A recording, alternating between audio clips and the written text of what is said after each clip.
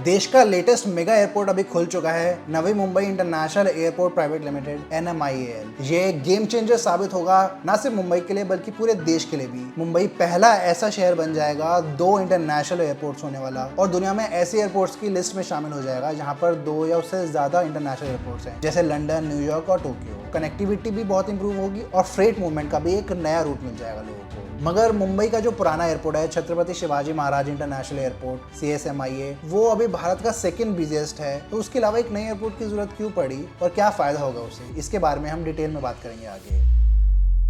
पिछले कुछ सालों से CSMIA लगातार 4 से 5 करोड़ पैसेंजर्स को हैंडल कर रहा है, जो कि अपने 100% कैपेसिटी के पास पहुंच रहा है। प्रॉब्लम यह है कि CSMIA के पास इफेक्टिवली सिर्फ एक ही रनवे है, जिसकी वजह से 1 घंटे में मैक्सिमम 45 फ्लाइट्स ही ऑपरेट हो पाती हैं। अभी भी मुंबई एयरपोर्ट 950 फ्लाइट्स रोज हैंडल कर रहा है, जिससे वो अपनी कैपेसिटी लिमिट पर ही चल रहा है। एक भी फ्लाइट और ऐड करेंगे तो पूरा सिस्टम बिखर जाएगा। सिटी और इकोनॉमी बढ़ाने के साथ एयर ट्रैवल डिमांड और बढ़ेगी, लेकिन पुराने एयरपोर्ट को एक्सपैंड करना बहुत मुश्किल है। मुश्किल ही नहीं, ऑलमोस्ट नामुमकिन है, क्योंकि चारों तरफ हाई डेंसिटी बिल्डिंग्स और स्लम एरियाज हैं, जिन्हें हटाना काफी मुश्किल और एक्सपेंसिव भी है। इसलिए एक दूसरे नए इंटरनेशनल एयरपोर्ट की जरूरत पड़ी, जिससे फ्यूचर का लोड भी संभाला जा सके आसानी से। इसके लिए कई जगह शॉर्टलिस्ट की गई, लेकिन नवी मुंबई ही बेस्ट जगह मिली, क्योंकि यहाँ खाली जमीन भी काफी ज्यादा थी और ज्यादा दूर भी नहीं है सिटी से देखा जाए तो। साथ ही नवी मुंबई खुद ही एक प्लान सिटी है, जिसके पास ऐसा एयरपोर्ट बनाना बेनिफिशियल होगा। मुंबई की तरह कंजेस्टेड नहीं है, तो एक बड़ा ग्रीनफील्ड एयरपोर्ट यहाँ सेटअप करना काफी फिजिबल था।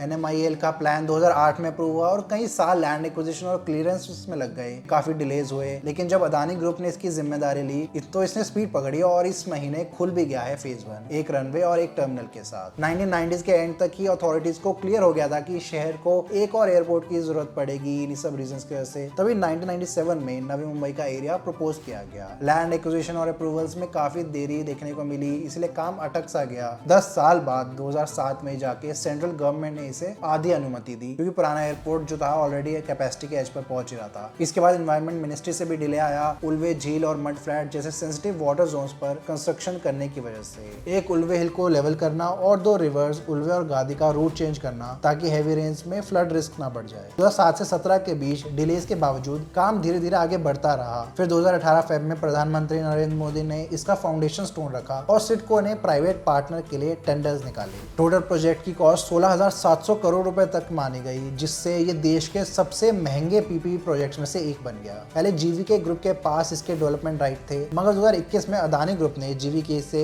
एयरपोर्ट के एसेट्स एक्वायर करने के बाद NMIAL प्रोजेक्ट के ऑपरेशंस और इंप्लीमेंटेशन भी अपने हाथ में ले लिए। पुराना CSMI एयरपोर्ट भी उनके अंदर आ गया इसी समय। अभी मुंबई जो है देश का सेकंड बिगेस्ट एयरपोर्ट है दिल्ली के बाद, मगर दिल्ली इसलिए नंबर 1 बन पाया क्योंकि वहां पे इंफ्रास्ट्रक्चर ऑलरेडी बन चुका था एयरपोर्ट में। 3 रनवे से पहले अब 4 हो गए, टर्मिनल्स भी 3 है। अदानी एयरपोर्ट होल्डिंग लिमिटेड ने ये दोनों एयरपोर्ट्स को एक ऑपरेटर के तौर पर मैनेज करने की स्ट्रैटेजी के साथ इसको अपने पोर्टफोलियो में इंक्लूड किया। इसके बाद प्रोजेक्ट को फ्रेश मोमेंटम मिला और कंस्ट्रक्शन तेजी से आगे बढ़ने लगी, जब सिडको ने 2866 एकड़ लैंड हैंडओवर की अदानी एयरपोर्ट्स को। 2023 तक कंस्ट्रक्शन 50% से ज्यादा भी कंप्लीट हो गई और लंदन बेस्ड फर्म ज़ाहा हदीद आर्किटेक्ट्स ने लोटस से इंस्पायर्ड ग्रैंड टर्मिनल का डिजाइन तैयार किया। इसमें मॉडर्न आर्किटेक्चर के साथ लाइट और वेंटिलेशन का स्मार्ट तरीके से इस्तेमाल किया, ताकि पैसेंजर्स को स्मूथ और कंफर्टेबल एक्सपीरियंस मिले। दिसंबर 2024 को इंडिगो ने एक कमर्शियल टेस्ट फ्लाइट उतारी, जिससे पूरे सिस्टम ATC से लेकर बैगेज हैंडलिंग तक सबकी रेडीनेस देखी गई। और फाइनली 8 अक्टूबर को प्रधानमंत्री मोदी ने इसको इनॉग्रेट करके देश को डेडिकेट किया। गौतम अडानी और काफी दूसरे ऑफिशियल भी शामिल थे इस इवेंट में। अब बस इंतजार है तो वो है कमर्शियल फ्लाइट्स उड़ने का, जो शुरू हो जाएंगी दिसंबर में ही। पहले डोमेस्टिक सर्विस और फिर 2026 से इंटरनेशनल सर्विस भी। अदानी ग्रुप ने इंफ्रास्ट्रक्चर डेवलपमेंट में अपना काफी नाम कमाया है। पोर्ट्स, पावर प्लांट्स और हाईवे जैसे बड़े प्रोजेक्ट्स बिल्ड करने के बाद उन्होंने एविएशन सेक्टर में भी एंट्री की। Adani airports holding limited AAHL को 2019 में एस्टैब्लिश किया गया था और उस साल अदानी ने गवर्नमेंट की बिडिंग प्रोसेस में भी भाग लेके एक साथ 6 एयरपोर्ट्स के ऑपरेशंस का कॉन्ट्रैक्ट जीत लिया। ये थे अहमदाबाद, लखनऊ, बेंगलुरु, जयपुर, गुवाहाटी और तिरुवनंतपुरम, जिनका अदानी ने अब 50 साल के लिए ऑपरेशन और मैनेजमेंट ले लिया है। उसी दौरान उन्होंने मुंबई के एग्जिस्टिंग इंटरनेशनल एयरपोर्ट CSMIA का भी कंट्रोलिंग स्टेक 73% एक्वायर कर लिया, जिसके थ्रू उन्हें Navi Mumbai international airport limited NMIAL का ऑनगोइंग प्रोजेक्ट भी मिला। आज अदानी के पास टोटल 8 एयरपोर्ट का पोर्टफोलियो है और ये भारत का सबसे बड़ा प्राइवेट एयरपोर्ट ऑपरेटर बन गया। देश के लगभग 25% एयर पैसेंजर्स और 33% एयर कार्गो इनके एयरपोर्ट से हैंडल किए जाते हैं। एविएशन में नए होते हुए भी अदानी ग्रुप अपने इंटीग्रेटेड इंफ्रास्ट्रक्चर और ट्रांसपोर्ट लॉजिस्टिक विजन के साथ आया है, जिसका मतलब है कि वो एयरपोर्ट को सिर्फ ऑपरेट करने के लिए बल्कि पूरे शहर के लिए एक मल्टीपर्पस हब बनना चाहते हैं। उन्होंने पहले से ही मुंद्रा पोर्ट जैसे वर्ल्ड क्लास प्रोजेक्ट को बनाने का एक्सपीरियंस हासिल किया है और अब वो एयरपोर्ट में वही सेम चीज कर रहे हैं। हर एयरपोर्ट पर मॉडर्नाइजेशन और एक्सपेंशन पर जोर दे रहे हैं। फॉर एग्जाम्पल लखनऊ एयरपोर्ट में 10,000 करोड़ रुपए इन्वेस्ट करके नई टर्मिनल बिल्डिंग बनेगी और रनवेज एक्सपैंड करेंगे। टर्मिनल 3 को फेजेस में बना रहे हैं वहाँ, जिससे वहां की कैपेसिटी 80 लाख से बढ़कर 1.4 करोड़ पैसेंजर्स पर ईयर हो जाएगी 2026-27 तक। मंगलुरु एयरपोर्ट पर रीसेंट प्लान के तहत रनवे को 150 मीटर एक्सटेंड किया जा रहा है और लाइटिंग सेफ्टी सिस्टम भी इंप्रूव किया है ताकि वाइड बॉडी एयरक्राफ्ट भी लैंड कर पाए। ये एयरपोर्ट के आसपास सिटी साइड डेवलपमेंट करने में भी जोर दे रहे हैं, जहां hotels, retail outlets, food courts, offices, entertainment zones बनाए जाएंगे ताकि लोग सिर्फ फ्लाइट पकड़ने नहीं, टाइम बिताने, शॉपिंग और मीटिंग्स करने के लिए भी आ सकें। इन्होंने कार्गो टर्मिनल एक्सपैंड करने और मॉडर्न बनाने पर काम शुरू कर दिया है। लखनऊ में अगले 5 साल में 50,000 metric ton annual cargo capacity बनाएंगे और नए इंटरनेशनल कार्गो रूट्स जोड़ेंगे, जैसे लखनऊ से Vietnam, Singapore direct flights. Ahmedabad airport में भी एक नया इंटीग्रेटेड कार्गो टर्मिनल लॉन्च किया गया है, जिससे कोल्ड चेन स्टोरेज, ऑटोमेशन और कैपेसिटी 4 गुना बढ़ गई है पहले से। इन सब चीजों से वो इन एयरपोर्ट्स को वर्ल्ड क्लास बनाने की भी कोशिश कर रहे हैं। मुंबई का पहला एयरपोर्ट जो है CSMIA, वो भी अदानी ग्रुप ने अपने पोर्टफोलियो में हासिल किया और उनका सबसे बड़ा और बिजिएस्ट एयरपोर्ट है अब वो। इस एयरपोर्ट को पहले GV के ग्रुप मैनेज कर रहा था, लेकिन 2020-21 में अदानी ने इसमें मेजॉरिटी स्टेक ले लिया और कंट्रोल अपने हाथ में लिया। ये हर साल 5 से 6 करोड़ पैसेंजर्स को हैंडल करता है। देश का दूसरा सबसे बिजी एयरपोर्ट दिल्ली के बाद। मुंबई की इकोनॉमी और कनेक्टिविटी के लिए CSMIA एक बैकबोन जैसा है। आज अदानी की टीम ने ऑपरेशंस में भी एफिशिएंसी बढ़ाने पर फोकस किया, जैसे क्रॉस रनवे ऑपरेशंस को ऑप्टिमाइज करके वर्ल्ड के बिजिएस्ट सिंगल रनवे ऑपरेशंस में से एक चलाना, ग्लोबली कंपेटिटिव बनाए रखने की जिम्मेदारी निभा रहे हैं। नवी मुंबई एयरपोर्ट बनाने की जरूरत इसलिए पड़ी क्योंकि एग्जिस्टिंग एयरपोर्ट अपनी मैक्सिमम कैपेसिटी तक पहुंच चुका था और मुंबई जैसी फाइनेंशियल सिटी को फ्यूचर ग्रोथ के लिए एक और बड़ा एयरपोर्ट चाहिए। NMIAL के आने से मुंबई दुनिया के उन शहरों में शामिल हो गया है जहां एक से ज्यादा इंटरनेशनल एयरपोर्ट्स हैं, जैसे लंदन, न्यूयॉर्क, टोक्यो, जो कि इंडिया में पहली बार ऐसा हो रहा है। एयरपोर्ट को बहुत ही मॉडर्न डिजाइन और टेक्नोलॉजी के साथ बनाया गया। टर्मिनल डिजाइन इंडिया के राष्ट्रीय फूल लोटस से इंस्पायर्ड है। बिल्डिंग की छत को सपोर्ट करने वाले 12 बड़े कॉलम्स खिले हुए कमल की पंखुड़ी जैसी शेप देते हैं। शुरुआत 50 से 60 फ्लाइट हर रोज की होंगी और धीरे धीरे बढ़ाएंगे। अहमदाबाद गुजरात का जो सबसे बड़ा एयरपोर्ट है वो भी अदानी के पास है। उनका होम स्टेट का एयरपोर्ट है, तो नेचुरली यहाँ का डेवलपमेंट भी काफी एग्रेसिव है उनका। अभी अहमदाबाद में 1.2 करोड़ पैसेंजर्स साल में हैंडल करने की कैपेसिटी है, लेकिन इसे अपग्रेड करने के लिए एक नया इंटीग्रेटेड टर्मिनल बनाया जा रहा है 3,100 करोड़ रुपए में। पुराने डोमेस्टिक टर्मिनल T1 को रिप्लेस करके ये नया टर्मिनल एक ही रूफ के नीचे डोमेस्टिक इंटरनेशनल ऑपरेशन संभालेगा, जिससे पैसेंजर्स को भी आसानी होगी। इधर के T2 जो इंटरनेशनल टर्मिनल है उसको भी थोड़ा और एक्सपैंड और रिफर्बिश किया है। रिसेंट अपडेट में डिपार्चर और इमिग्रेशन हॉल को और बड़ा किया गया है। कार्गो साइड पर एक नया टर्मिनल बनाया जो पहले से 4 गुना कैपेसिटी हैंडल कर सकता है और इसमें एडवांस्ड कोल्ड स्टोरेज फैसिलिटीज होंगी फार्मा और एग्री प्रोडक्ट्स के लिए। इस एयरपोर्ट का स्ट्रेटेजिक इंपॉर्टेंस ये है कि गुजरात की इंडस्ट्री और ट्रेड का गेटवे है। यहाँ से फार्मा, डायमंड्स, टेक्सटाइल्स का एक्सपोर्ट होता है और इन्हीं फ्लाइट्स का उपयोग होता है ज़्यादा। अदानी का प्लान है कि फ्यूचर में अहमदाबाद एयरपोर्ट और ढोलेरा, एक जो नया ग्रीनफील्ड एयरपोर्ट बन रहा है अहमदाबाद के पास में ही, उसके साथ कोऑर्डिनेट करके पूरे गुजरात का एविएशन हब बनाए। जयपुर एयरपोर्ट भी जो है वो भी उनके पास है। 2021 में उन्होंने टेक ओवर किया था इसे। राजस्थान का बिजिएस्ट एयरपोर्ट, 50 से 60 लाख पैसेंजर्स हर साल हैंडल करता है ये। जयपुर जो है वो एक टूरिस्ट मैग्नेट की तरह जाना जाता है। डोमेस्टिक और इंटरनेशनल टूरिस्ट यहाँ फोर्ट्स, पैलेसेस, इन सब चीजों के लिए आते हैं, तो अदानी का फोकस इसको एक प्रीमियम लेजर एयरपोर्ट बनाने का है। अभी जयपुर एयरपोर्ट में एक टर्मिनल है जो डोमेस्टिक इंटरनेशनल कंबाइंड संभालता है। इसे अपग्रेड करने के लिए मॉडर्नाइजेशन प्रोजेक्ट शुरू किया है उन्होंने। आने वाले 2-3 साल में जयपुर में भी एक नया इंटीग्रेटेड टर्मिनल बनने का प्लान है। इससे फिर कैपेसिटी 2 गुनी हो जाएगी, 1 करोड़ पैसेंजर्स तक। साथ ही एप्रन और टैक्सीवे एक्सपैंड भी करेंगे ताकि ज्यादा एयरक्राफ्ट पार्क हो सके। रीजनल इकोनॉमी को तो फायदा है कि जयपुर में ज्यादा फ्लाइट्स आने से और टूरिज्म बढ़ेगा। जेम्स ज्वेलरी एक्सपोर्ट सेक्टर में भी सपोर्ट मिलेगा, वो भी कार्गो फ्लाइट से। गुवाहाटी जो असम का एयरपोर्ट है वो नॉर्थ ईस्ट इंडिया का गेटवे माना जाता है। 2019 की प्राइवेटाइजेशन बिडिंग में अदानी ने इसको भी जीत लिया। ये एयरपोर्ट अभी 60 से 70 लाख पैसेंजर को संभालता है। एक नई टर्मिनल बिल्डिंग बन रही है जो नॉर्थ ईस्ट की सबसे बड़ी टर्मिनल होगी। इसका डिजाइन नॉर्थ ईस्ट के बैम्बू हैंडीक्राफ्ट से इंस्पायर्ड है और 1 करोड़ कैपेसिटी होगी इसकी। गुवाहाटी से रीजनल फ्लाइट्स उड़ान स्कीम के अंदर इंक्रीज की जा रही हैं, शिलोंग, इम्फाल, आइजॉल वगैरह के लिए। इंटरनेशनली भी गुवाहाटी से बैंकॉक और ढाका की फ्लाइट्स को एंकरेज किया है और फ्यूचर में साउथ ईस्ट एशिया की और डेस्टिनेशंस भी जोड़ने का प्लान है। इधर एक कार्गो टर्मिनल भी डेवलप हो रहा है क्योंकि नॉर्थ ईस्ट का बहुत सारा पेरिशेबल प्रोड्यूस जैसे असम की चाय, फ्रूट्स, फ्लोरिकल्चर शिप करके ले जाना पॉसिबल नहीं होता, इसलिए एयर एक्सपोर्ट पर ही डिमांड रहती है। नया कार्गो कॉम्प्लेक्स बनने से लोकल फार्मर्स, एक्सपोर्टर्स को भी फायदा मिलेगा और उनका माल सीधा गुवाहाटी से middle east, south east Asia भी जा सकेगा। ये सब चीजें नॉर्थ ईस्ट के लोगों के लिए एक प्राइड पॉइंट भी है कि उनका एयरपोर्ट अब मेनलैंड इंडिया के बड़े एयरपोर्ट जैसा ही वर्ल्ड क्लास बन रहा है। बेंगलुरु के एयरपोर्ट की बात करें तो वो भी अदानी ऑपरेट कर रहा है 2020 से।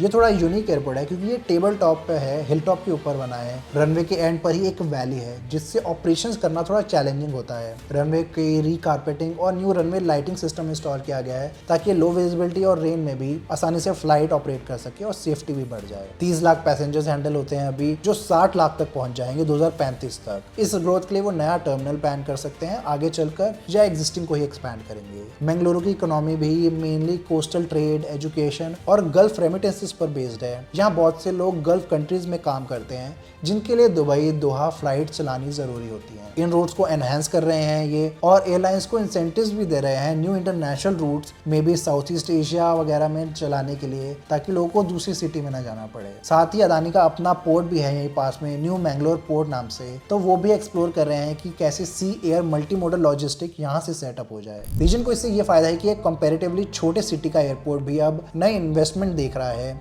जिससे tourism, Coorg, Chikmagaluru, coffee country, temple tourism को भी मोमेंटम मिलेगा और लोग डायरेक्टली यहाँ आ पाएंगे। तिरुवनंतपुरम, केरला की कैपिटल जो है, उसका भी एयरपोर्ट अदानी के पास ही है। 2021 में इन्होंने ये लीज पर लिया था। स्ट्रेटेजिक इस सेंस में है कि ये स्टेट और इंडिया के बीच सदर्न रीजन को सर्व करता है और केरला का पहला प्राइवेटाइज्ड एयरपोर्ट भी है। यहाँ प्रोजेक्ट अनंता नाम से मेजर अपग्रेड प्लान लॉन्च किया है 1300 करोड़ रुपए में। वहाँ पे टर्मिनल टूल जो है उसके पहले 45,000 स्क्वायर मीटर से बढ़ाकर 1,65,000 स्क्वायर मीटर तक कर देंगे। कैपेसिटी 32 लाख से 1.2 करोड़ तक जंप हो जाएगी। ये एक मल्टी लेवल इंटीग्रेटेड टर्मिनल होगा जिससे डोमेस्टिक और इंटरनेशनल साथ में हो जाएंगे। टर्मिनल एक्सपेंशन में एक नए फोरकोर्ट प्लाजा, 5 स्टार होटल और कमर्शियल ब्लॉक भी प्लान्ड है। इसके अलावा एक नए एयर ट्रैफिक कंट्रोल टावर, एक नए cargo complex, long term master plan 3000 crore रुपए का सबमिट किया गया है अथॉरिटीज को, जिसमें 2034 तक कैपेसिटी 2.7 करोड़ तक ले जाने का भी विजन है। T1 का रिफर्बिशमेंट चल रहा है और मॉडर्न लुक दे रहे हैं उसको। यानी आने वाले दिनों में त्रिवेंद्रम एयरपोर्ट सिर्फ एक एयरपोर्ट नहीं बल्कि एक डेस्टिनेशन भी बन सकता है अपने आप में। कॉन्फ्रेंसेस, एग्जीबिशन भी हो सकती हैं आसपास, क्योंकि सिटी में इसरो, विक्रम साराभाई स्पेस सेंटर वगैरह भी हैं ऑलरेडी। अदानी का Trivandrum airport plus Vizhinjam port दोनों हैंडल करना एक यूनिक सिचुएशन है, जिससे वो एयर सी कनेक्टिविटी के लिए नए मॉडल्स ला सकते हैं। सिर्फ एयरपोर्ट्स नहीं, अदानी ने और भी काफी बड़े इंफ्रास्ट्रक्चर प्रोजेक्ट्स किए हैं अलग फील्ड्स में। इनमें से जो सबसे नोटवर्दी हैं और जिनका रीजन और लॉजिस्टिक पर बड़ा असर हुआ है वह है मुंद्रा पोर्ट और SEZ। ये अदानी का फ्लैगशिप प्रोजेक्ट है जिससे उनकी शुरुआत हुई थी। मुंद्रा पोर्ट इंडिया का पहला प्राइवेट पोर्ट है और आज देश का सबसे बड़ा कमर्शियल पोर्ट भी।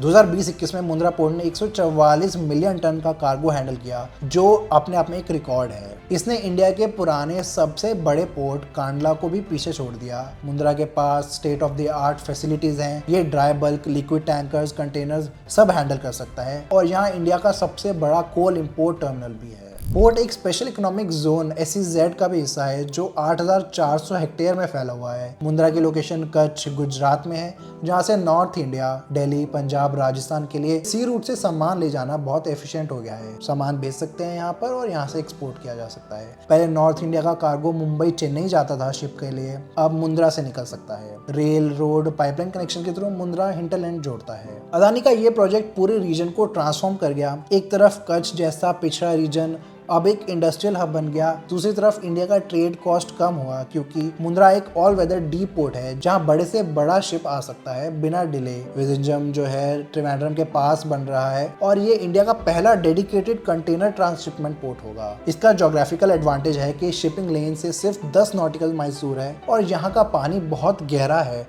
नेचुरल डेप्थ ही 18 से 20 मीटर की है, जिसे दुनिया के सबसे बड़े कंटेनर वाली शिप्स 18,000 से 24,000 TEU वाली भी यहाँ आसानी से बर्थ कर सकती हैं। पहले ऐसा सुपर डीप पोर्ट इंडिया में नहीं था, जिसकी वजह से इंडिया का 75% कंटेनर ट्रांसशिपमेंट सिंगापुर, कोलंबो या दुबई से जाता था। बड़े शिप्स वहाँ सामान छोड़ देते और हमारी छोटी शिप्स वहाँ से इंडिया लाती थी। इससे हर साल इंडिया को $220 मिलियन यानी लगभग 3,000 करोड़ रुपए की एक्स्ट्रा कॉस्ट लगती थी शिपमेंट के लिए। अब विजिंजम पोर्ट ऑपरेशंस होने से अब ये पैसे बचेगा और डायरेक्ट बड़े वेसल्स भी यहाँ पर आ पाएंगे। ये प्रोजेक्ट 8,900 करोड़ रुपए का है और इसी साल फेज 1 शुरू भी हो गया। विजिंजम पोर्ट लैंडलॉर्ड मॉडल पर डेवलप हो रहा है। अदानी ऑपरेट करेगा और पोर्ट अथॉरिटी लैंडलॉर्ड है उसकी। इसका इम्पैक्ट ये है कि इंडियन एक्सपोर्टर्स और इंपोर्टर्स का $80 से $100 पर कंटेनर बच जाएगा, जो पहले फॉरेन पोर्ट्स को देना पड़ता था। ये एग्जांपल्स दिखाते हैं कि अदानी अलग अलग सेक्टर्स में मेगा प्रोजेक्ट्स एग्जीक्यूट करने का एक्सपीरियंस रखता है। हर प्रोजेक्ट ने अपने एरिया में जॉब्स, कनेक्टिविटी और ग्रोथ लाई है, चाहे वो सी पोर्ट हो या एयरपोर्ट। नवी मुंबई इंटरनेशनल एयरपोर्ट लिमिटेड को कंपेयर करते हैं कुछ मशहूर इंटरनेशनल एयरपोर्ट्स के साथ और देखते हैं क्या डिफरेंस है। सारे फेजेस के बाद 9 करोड़ पैसेंजर्स कैपेसिटी हो जाएगी इसकी। कंपेयर करें वर्ल्ड के बड़े एयरपोर्ट से, जैसे इस्तांबुल एयरपोर्ट, तो उधर की कैपेसिटी अभी है 8.5 करोड़ पैसेंजर्स और फ्यूचर में एक्सपैंड करके 20 करोड़ हो जाएगा। या Dubai international airport 9 crore design capacity के साथ है अभी, तो नवी मुंबई पूरा होने पर इनके लेवल पर ही आ जाएगा। एक सिग्निफिकेंट बात यह है कि मुंबई जैसी सिटी अब डुअल एयरपोर्ट सिस्टम यूज करेगी, जिससे कंबाइंड कैपेसिटी और भी ज्यादा हो जाएगी। जैसे मान लो CSMIA से 6 करोड़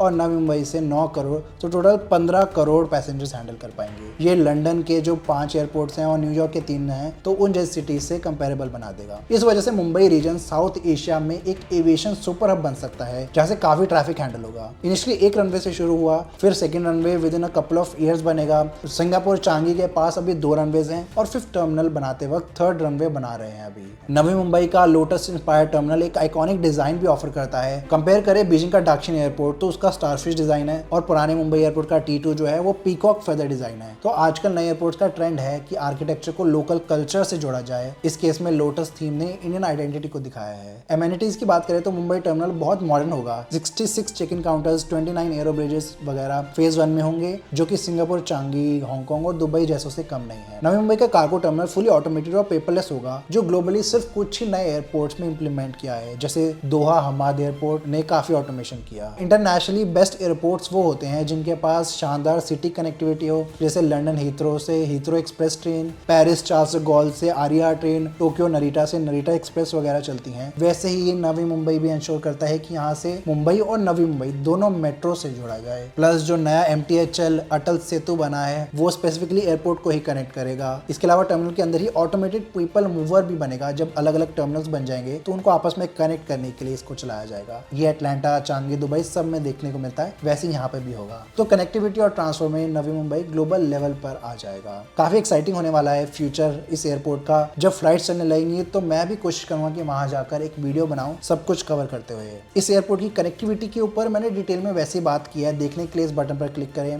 ऐसे और अपडेट्स और वीडियोस के लिए सब्सक्राइब करें। धन्यवाद।